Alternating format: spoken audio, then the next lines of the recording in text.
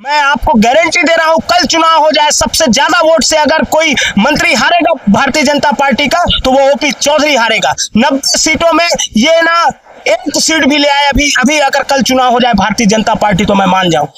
मैं शायद सरकार को चुनौती देता हूं, मेरा नोटिफिकेशन मेरे हाथ में दे देता तो ठीक है, नहीं देंगे तब मैं यहीं पर अपना प्राण त्याग दूंगा। कि नंबर बात ला ऑन कैमरा ओपी भैया ला सुना देवा। कतक ले दुख देबे भैया तय हमन ला तोला सिर में बैठाबो कहत रहेन। तय हमन के आइडर रहे भैया।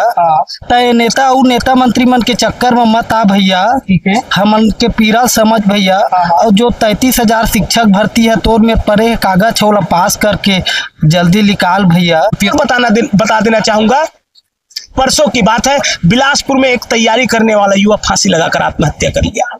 परसों हमारे एक साथी की तबीयत खराब हो गई, कल ये बाजू में बैठे हैं सुनील भाई, इनकी तबीयत खराब हो गई। तो मैं माननीय ओपी चौधरी जी से और भारतीय जनता पार्टी की सरकार से पूछना चाहता हूं कि और कितने युवाओं की आहुति मांग रहा है वो।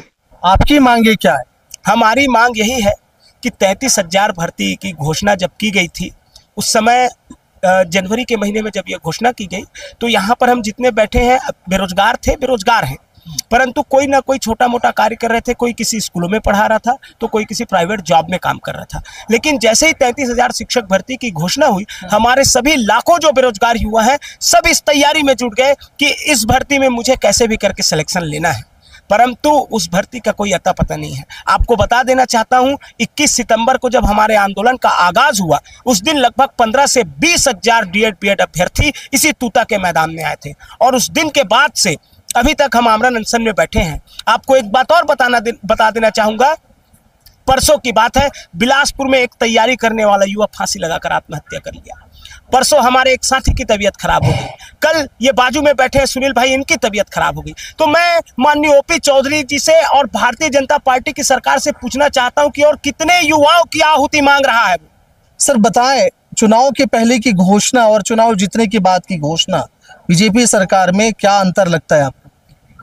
अंतर यही है कि चुनाव के समय 57,000 की घोषणा, विधानसभा में 33,000 की घोषणा, उसके बाद जब लोकसभा चुनाव निकल गया तो फिर वित्त का बहाना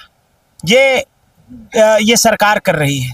33,000 शिक्षक भर्ती की घोषणा लोकतंत्र के मंदिर में विधानसभा भवन में तत्कालीन शिक्षा मंत्री बृजमोहन अग्रवाल जी ने किया था और उन्होंने साफ साफ ये भी कहा था कि यह भर्ती आने वाले शिक्षा सत्र से पहले प्रारंभ हो जाएगी और कंप्लीट हो जाएगी। मतलब मैंने 69,000 जो कहा कुल मिला के वो गलत कह दिया क्या? नहीं, आपने सही कहा है। चूंकि विधानसभा में ये आंकड़ा प्रस्तुत किया गया है, 78,000 पद खाली हैं शिक्षकों के छत्तीसगढ़ में अभी तक टोटल, और उसमें से 33,000 पर भर्ती की घोषणा बृजमोहन अग्रवाल जी विधानसभा में किए थे। मैनिफेस्टो में जो है वो अलग है। हाँ, विधानसभा में 33,000 की घोषणा किए थे और उसके बाद फिर लोकसभा चुनाव आया। लोकसभा चुनाव के समय उन्होंने ये बड़े बड़े वादे किए। लोकसभा चुनाव में हम युवाओं ने देखा कि भाई 33,000 भर्ती कर रहे हैं, 11 में से 10 सीटें दे दिया इनको।